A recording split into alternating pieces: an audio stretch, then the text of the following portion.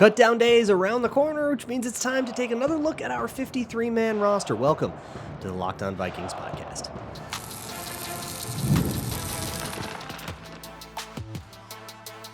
You are Locked On Vikings, your daily Minnesota Vikings podcast, part of the Locked On Podcast Network, your team every day.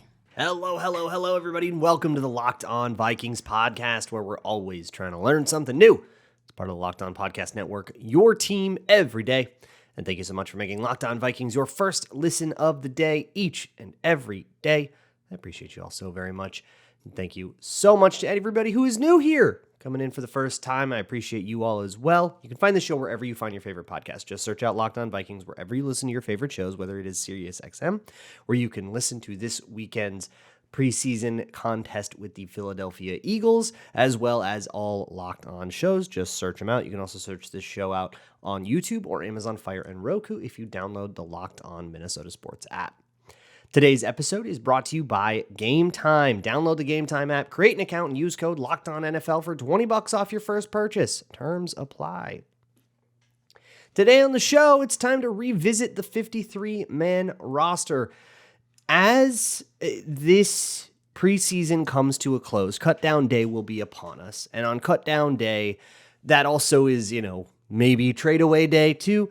And it gives us kind of one last opportunity to update a prediction and see if we can't get really close to the 53-man roster. So based on preseason, based on rumors and conjecture and all that stuff, an updated 53-man roster is, I think, in order too. Because the last time I did a 53-man roster, it had guys like J.J. McCarthy on it, who is not going to be on the 53-man roster. Of course, he's on IR. Same with Mekhi Blackmon, Najee Harris, who was waived injured. And I guess that's where we should start, with a whole bunch of extra Viking signings and roster transactions. So on the O-line, they cut Jeremy Flax and signed Matthew Cindric to be a sort of hybrid center guard. That's the way that he's listed. Jeremy Flax was a tackle, very deep buried on the depth chart, and Matthew Cindric probably will also be very buried deep on the depth chart. But without Dalton Reisner, they're just, I think, one body short of a full third-team line, so I think that's why he's being brought in for like 10 days before he gets cut again. And that brings up an interesting question about Reisner's future with the Vikings. I'll talk about that when we get to the O-line. But elsewhere in the world of transactions, they signed a tight end, Neil Johnson, off the Jets, who got cut. They got a waiver claim of Neil Johnson off the Jets. Again, I don't think any of these are needle movers, and I don't think any of these change anyone's 53-man roster prediction unless they...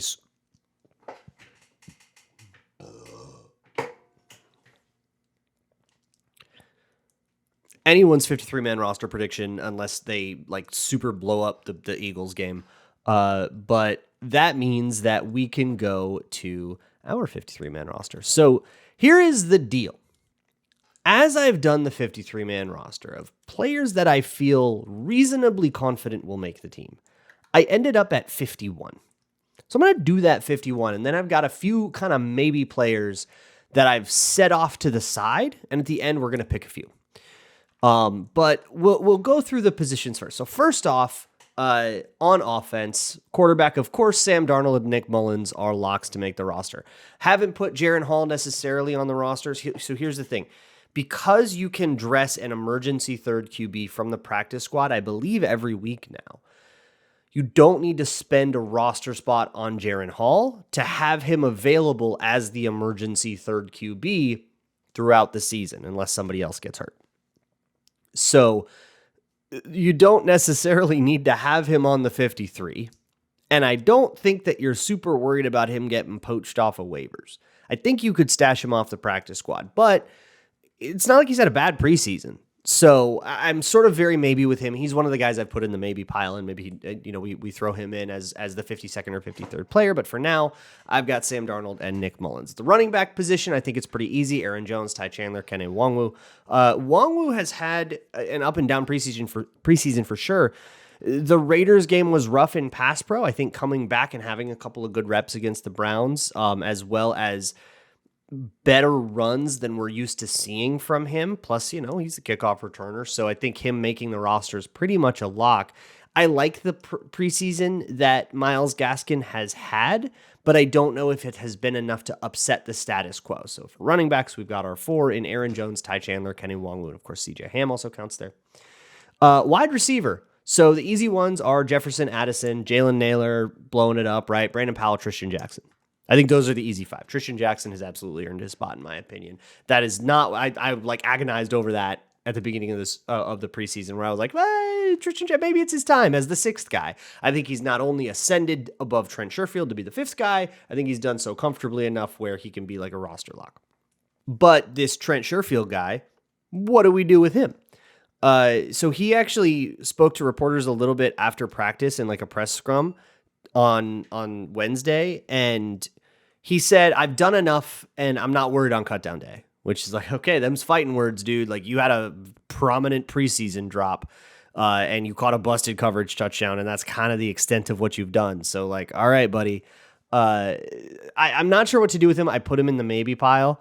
I think he's shown a history over his career of being a rosterable player, but in terms of what have you done for me, like what have you not what have you done for me lately? What have you done for me at all? Like as the Vikings, that's a more difficult question. So I'm going to put him aside as a possible 6th wide receiver, but I am keeping 4 tight ends right now: Josh Oliver, Johnny Munt, Nick Muse, Robert Tonyan, of course, with TJ Hawkinson on reserve and JJ McCarthy on reserve as well. Tonyan has been hurt. He has worked his way back into practice this week. We might see him against the Eagles. He might sit against the Eagles. Also, Shaq Griffin is working his way back into practice now. So week 1, not in jeopardy for either of these guys if the Vikings decide to keep them. And Robert Tonyan has had a very exciting preseason or camp process that like all the beat writers have been like, this guy's kind of like popped off a couple of times and he's just been hurt. So we haven't been able to see if that actually bears fruit in the preseason. So either we're going to see him versus the Eagles, and if he plays versus the Eagles and like doesn't do anything, super comfortable leaving him off here. But I'm going really based on reports for that as like a 4th tight end type with TJ Hawkinson out feels like something that they might spring for. O-line, I went very thin. O'Connell referenced in a press conference, Kwesi referenced in, it wasn't a press conference, it was in the booth in the Browns game. He kind of talked about, hey, last year we kept 8 linemen, and the idea of, maybe a 9th or 10th earning a spot, but keeping 8 linemen. So if you go by that, if you go by 8 linemen, you get your starting 5 in Darisaw, Bradbury, Ingram, O'Neal, and Brandell. And then your 3 backups that you would keep would be David Quessenberry, Walter Rouse, and Dan Feeney. I think Dan Feeney has handily outplayed Michael Juergens at this particular juncture. One game left for that to change, but right now that battle goes to Feeney. And then you have Dalton Reisner, who's kind of waiting in the wings. Dalton Reisner, who's been hurt for the entire preseason, who I remind you has roster incentives for just being on the roster after cutdown day, which is very much a contract you sign when the team that's signing you isn't sure you're going to make the team, but you feel very good about it. And, you can't make the club in the tub.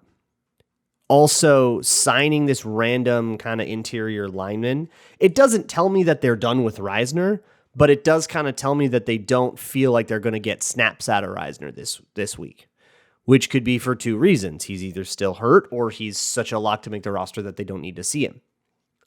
If he's healthy and he's such a lock to make the roster that they don't need to see him, that means that he had that without really proving it at all on the field.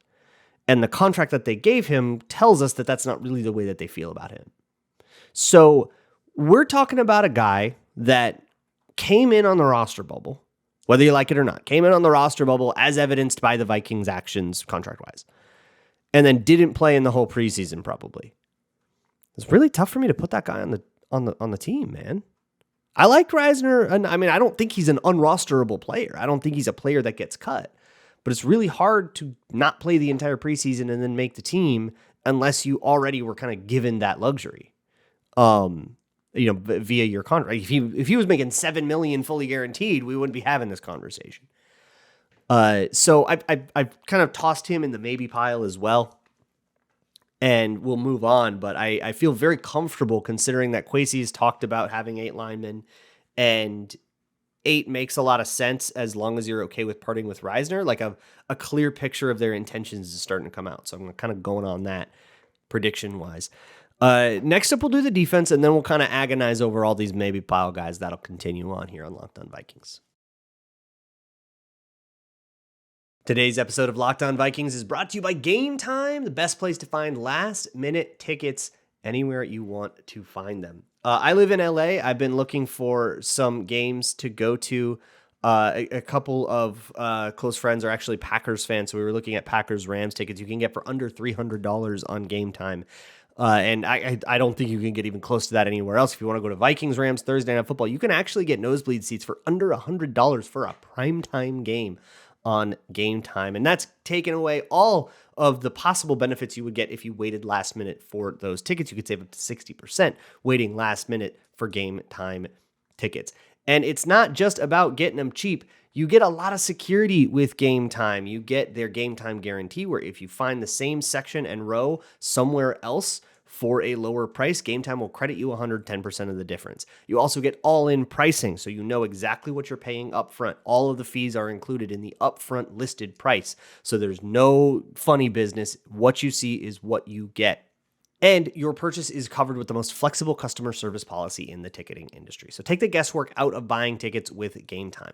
Download the Gametime app, create an account, and use code LOCKEDONNFL for $20 off of your first purchase. Terms apply. Again, create an account and redeem code LOCKEDONNFL for $20 off. Download Gametime today. Last minute tickets, lowest price guaranteed. Thanks so much for making Locked On Vikings your first listen of the day. When you're done here, go check out Locked On Fantasy Football. Let Vinny Iyer get you prepared for your fantasy football draft, whatever your format is. Let's move on with this 53-man roster prediction. We're on to defense now. So on the D-line, I went pretty hard on D-line. I kept 10 D linemen. I actually had a really hard time here, and you're probably not going to like it. So Phillips, Bullard, Tillery are your starters, right? I kept Levi Drake Rodriguez. I think he's more than earned that after watching the tape of the preseason game against the Browns. Like, I was already borderline here on just like inking it after the Raiders game. So after he like super blew up on the Browns game, I'm like super comfortable with it. And then I'm going to keep Jonah Williams. This is very much a snap count thing. This is a guy that has basically played as much as Theo Jackson has. So I feel like they're pretty locked into keeping him on the roster. And then at edge, or outside linebacker if you prefer, Grenard, Van Ginkel, Turner, there you go. Pat Jones, again, has like kind of barely played. And then Jihad Ward. When I did the 53-man roster at the outset of camp, I sort of defaulted to Ward as the veteran, and let's just keep the veteran. And after watching, like Bo Richter, I think is the guy that has challenged this the most. We thought it would be Gabe Murphy. He's been hurt all preseason, kind of the same thing as Reisner. Can't make the club in the tub. Let's put you either waived injured or we'll put you on the practice squad for a year since you've kind of been, you haven't put any tape out there. And we'll see how this goes next year for me. If I'm choosing between like Bo Richter and then like Owen Porter and Andre Carter and Jihad Ward has made the fewest egregious mistakes. I think as exciting as Bo Richter's preseason has been, there have also been losses of contain, totally losing the ball and misreading rollout kind of stuff. You know, these sort of cuttable mistakes when you're a guy that's like already a long shot undrafted rookie. And we've seen some of that from everybody, from Andre Carter, from Bo Richter, from Owen Porter, from all of these guys. You haven't really seen it from Jihad Ward, and you also have the snap count thing where like he's clearly playing on a hired team. So I'm going to default there, kind of do the safe thing, and try not to get too wrapped up in Bo Richter, dunking on a fourth team tackle late in a preseason game. For linebacker, I'm going chalk. I'm going with Cashman, Pace, Asamoah, and Kamu. Look, Asamoah and Kamu, I'm not happy with. I don't think that they've been sound enough, in particular in coverage. They've made a lot of errors, and they made some run errors as well, just like angles-wise, that are concerning. Run game-wise, I'm certainly not as concerned, but coverage-wise, in terms, especially when you talk about like inside-outside leverage, there's some stuff that's like just reading as weird to me. And I'll be honest, it's hard to tell what is just Flores weirdness and they're doing what they're coached to do and what is, oops, you made a mistake.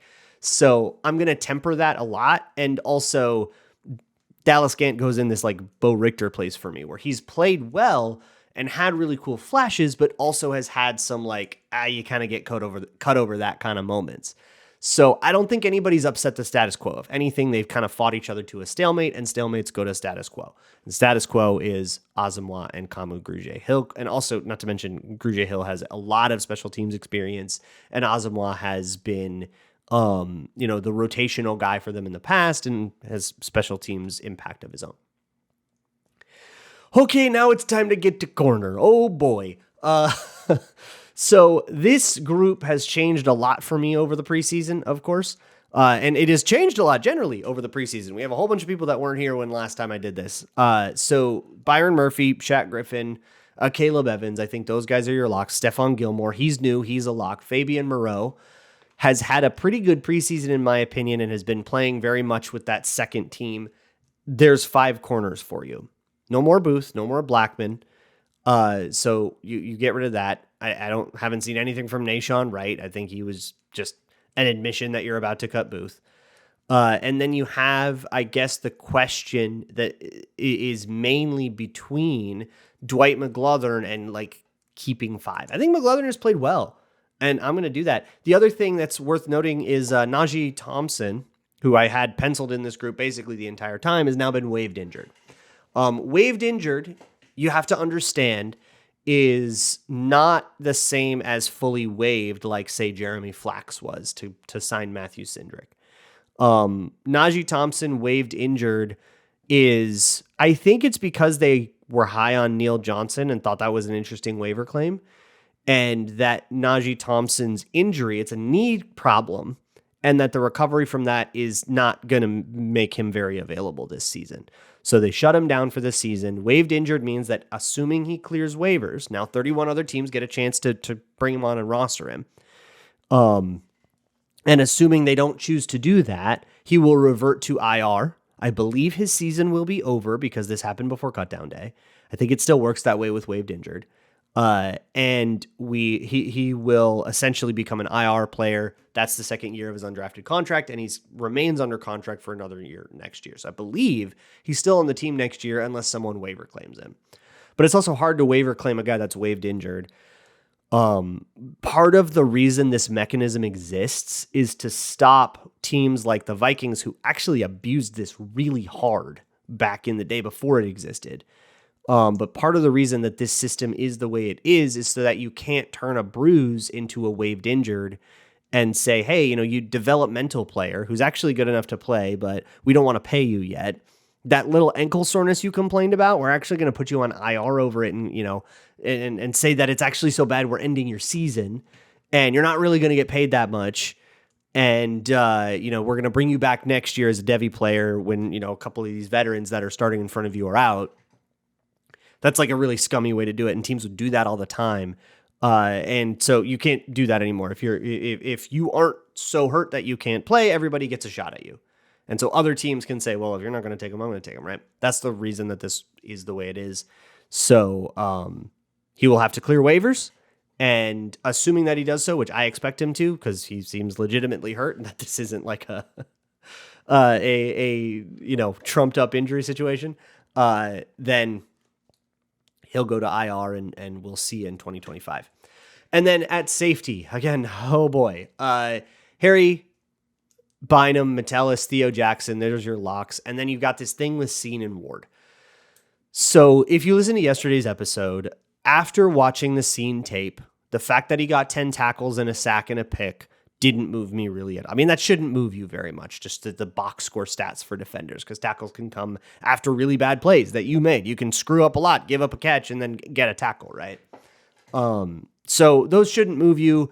You got to kind of look at the traits, and the traits weren't very encouraging to me, and I think a lot of the same problems of just, explosion at the point of attack, problems with like coverage instincts and triggering too late and stuff like that, all still very present.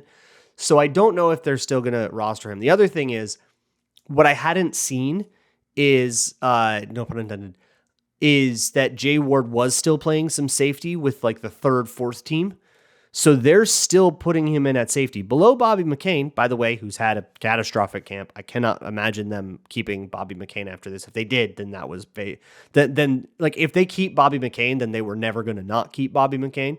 And maybe Flores has just decreed that because he knows the guy and he's a veteran and like, okay, sure. But for my prediction, I don't think that he has earned it. But with Ward, because they're playing him still a little bit at safety and at outside corner, even though things have gone wrong there, that versatility gets you somewhere, plus special teams. So I'm keeping Jay Ward over Lewis Cine as it stands right now. I feel weird about it because reports and of course, the hype and the narrative on all that are, hey, maybe Cine bought himself some time by being really productive in that Cleveland game. And while I might not agree, I still have to kind of like have reverence for that. So I put him in the maybe pile. So I got 4 players in the maybe pile: Jaren Hall, Trent Sherfield, Dalton Reisner, and Lewis Cine. I can keep 2 of them. Specialists, those are already decided: Reichard, Ryan Wright, and Andrew DePaola. So that puts me at 51 players, if you've been keeping track. With 4 players in the maybe pile that I don't know what to do with. So we're going to talk that out next. Today's episode of Locked On Vikings is brought to you by FanDuel. It's America's #1 sports book. And right now we have something a little different for you. Right now through September 22nd, all FanDuel customers can bet $5 and get a 3-week free trial of NFL Sunday Ticket from YouTube and YouTube TV, whether that's on an NFL future like the Vikings over under 7.5 wins, or on something like Justin Jefferson over under 1,300.5 yards, which would be, if he hit that under, he either got hurt or had the worst season of his career. You'd have to be betting on those. If you think those will happen, pick the under. If not, pick the over like everybody else is. Whatever it is that you want to go gamble on, put $5 down and you can get a 3-week free trial of NFL Sunday Ticket. With a YouTube TV base plan, you'll be able to watch every regular season and Sunday afternoon out of market game. All you need is a Google account and a current form of payment, and you can cancel anytime. Visit FanDuel.com/lockedon to download America's #1 sportsbook. Once again, that is FanDuel.com/lockedon. FanDuel, make every moment more. Oh, what am I doing with these 4 players? So I can keep 2, I got to cut 2. Jaren Hall, Trent Sherfield, Dalton Reisner, Lewis Cine. I should also mention Mekhi Blackman on injured reserve. He already is on there, but should be mentioned by name. It allows me to keep a lot of the players I really wanted to keep, like Dwight McGlothern, and somebody like Tristan Jackson, like all of those guys. Those are all very easy. But what do we do with these guys? So I have a fairly easy cut here, and that's Reisner. I don't want to cut Reisner. I don't think that is appropriate on his merits, but it feels fairly easy to say you can't make the club in the tub. And we don't even know the extent of his injury. This might be a pup situation. It might be a waived injured situation or an injury settlement once he's healed. The way this works, by the way, when you're waived injured too, if you go on to season-ending IR, like if Najee Thompson goes to season-ending IR, but he's healthy and ready to play and would pass a physical by like week 5, typically they'll do like an injury settlement and they'll basically pay him out the amount of money that he would have made if he were on the team for those weeks, and then he becomes a free agent. So you basically pay out the game checks for 5 games to him, and then he just becomes a free agent and he can go sign wherever he wants. And he can't sign back with the Vikings, probably wouldn't, right? Because now he's going to try to go somewhere that's going to keep him on the roster. So I could see a situation like that playing out with Dalton Reisner, where he goes on IR, he's waived injured, he does the whole thing, but really he only had 2 weeks left of an injury. By week 3, he's somewhere else. I could see that kind of thing happening, but I am going to I love Reisner, the guy. Okay. I really, really like him, but, somberly, I'm going to press the cut button on him, which means I get to keep, I only have to cut 1 more of Jaren Hall, Trent Sherfield, and Lewis Cine. Hall is now calling to me as sort of a luxury that you don't need to keep. And so the question is, if you release Jaren Hall, you try to get him on the practice squad and have him be your emergency third, does he end up on someone else's team? I kind of feel like not very safe about it. Don't you? Like, don't you feel like that you might get smoked there? The other option too is to see who gets cut, to keep him on the 53 for a day, sneak somebody onto the practice squad or waive them and then bring them back, the next day or something like that. Somebody that you don't think will maybe get poached by anybody else, cut Trent Sherfield, who has very much been buried on the third or fourth team for one day, and then say, hey, don't sign with anybody. We're going to bring you back. And actually you are going to play out. We're going to bring you back on the same contract for the year. We just want one day where we can see which quarterbacks get cut. What if there's a Nate Sudfeld out there that is maybe more interesting to you as an emergency third than Jaren Hall, right? I mean, hey, these names are going to be exciting, but someone's second year, whoever, right? A Clayton Tune or something. Maybe you liked him. Maybe you had a higher draft grade on him for whatever. I forget if he even went higher than Jaren Hall or not. And maybe he's more exciting to you than Jaren Hall. But what that would mean is that Jaren Hall does count and makes the roster, and that you would cut Sherfield. I think based on what people have been saying about Scene and how maybe he's earned himself some time, I am going to put him on the roster. So I'll make him one of the two here. So I got 52 players, and I'm choosing now between Jaren Hall and Trent Sherfield. I've already got 4 tight ends. I am doing the 8 O-line thing, which feels a little bit spooky, but hey, we'll have probably guys like Henry Bird, Tyrese Robinson on the practice squad. And these 8 all have a lot of flexibility, right? Quessenberry plays both tackle spots. Rouse plays both tackle spots, could play the guard spot if you had to. Feeney, center guard. Like, you've got a lot of different bases covered. So I'm going to say I'm feeling okay with that. It's just choosing between these two is a lot more about Hall than it is about Sherfield. I'm going to go with Jaren Hall. I think he's had a good enough preseason and he's earned it. And Sherfield has had high profile drops. Sorry, I know you're confident, Trent, but I'm not going to give it to you. I don't feel great about that, though. I do feel like I could definitely get burned by Trent Sherfield there. That brings me to 53. I have my 3 quarterbacks, 4 running backs, including Ham, 5 receivers, feels a little thin, but 4 tight ends helps it feel a little thicker. Obviously, you lose one of these, Nick Muse or Robert Tonyan once you get Hawkinson back. You get the 10 linemen is also a hard thing that I'm kind of doing right now, but maybe would not be surprised if one of these guys ended up not making it and I got proven wrong here.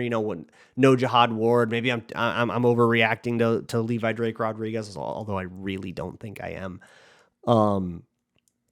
But everything else is like pretty chalk with the corners, right? 6 corners. I'm keeping the same exact 6 safeties as last year now, with Scene barely sneaking onto the roster kind of at the 11th hour. If you wanted to cut him and keep Sherfield, I certainly wouldn't argue with you if you wanted that. So let me go back over it one more time so that YouTube commenters can tell me all the different ways that I'm wrong. So I've got Sam Darnold, Nick Mullins, Jaren Hall at quarterback. My running backs are Aaron Jones, Ty Chandler, Kene Nwangwu, CJ Ham. My wide receivers are 5 deep. Jefferson, Addison, Naylor, Powell, and Tristan Jackson. I think there's just like clear 5. And then, your Trent Sherfield, your Lucky Jacksons just have not shown as much. O-line wise, you have Darisaw, Bradbury, Ingram, O'Neal, Brandel, Quessenberry, Rouse, and Feeney. Tight ends, again, I've got 8, but I'm comfortable with it. Tight ends, I got my 4, Oliver, Munt, Muse, and Tonyan. There's my offense. 24 deep on offense, by the way, 26 deep on defense. So I am kind of using this DL as a luxury. If you wanted to cut Jihad Ward and put Reisner in there to be a little bit more chalk, you can do that. But I'm kind of, I'm okay with this asymmetry. D-line wise, Phillips, Bullard, Tillery, LDR, and Jonah Williams. Edge rusher, Grenard, Van Ginkel, Turner, Pat Jones, and Jihad Ward. Linebacker, Blake Cashman, Ivan Pace, Brian Asamoah, and Kamu Grugier-Hill. Cornerback, Murphy, Griffin, Gilmore, Caleb Evans, Fabian Moreau, and Dwight McGlothern. Safeties are Harry the Hitman, Bynum, Metellus, Theo Jackson, and then Jay Ward and Lewis Seen, same group as last time, and then your 3 specialists, Reichard, Wright, and DePaula. There are my 53-man roster, my 53 Vikings. We'll see how the Eagles preseason game changes things. I won't really have a lot of time on this show to update things for you, but hey, if Trent Sherfield mega balls out and changes my mind on this thing, I'm super open to that possibility as well. Nothing's final till it's final, right? So I will see you all tomorrow we'll do a little bit of Eagles previewing, maybe a little bit of Everyman if there's time, and then we get into another game. I'll see you all for that, and as always, Skull.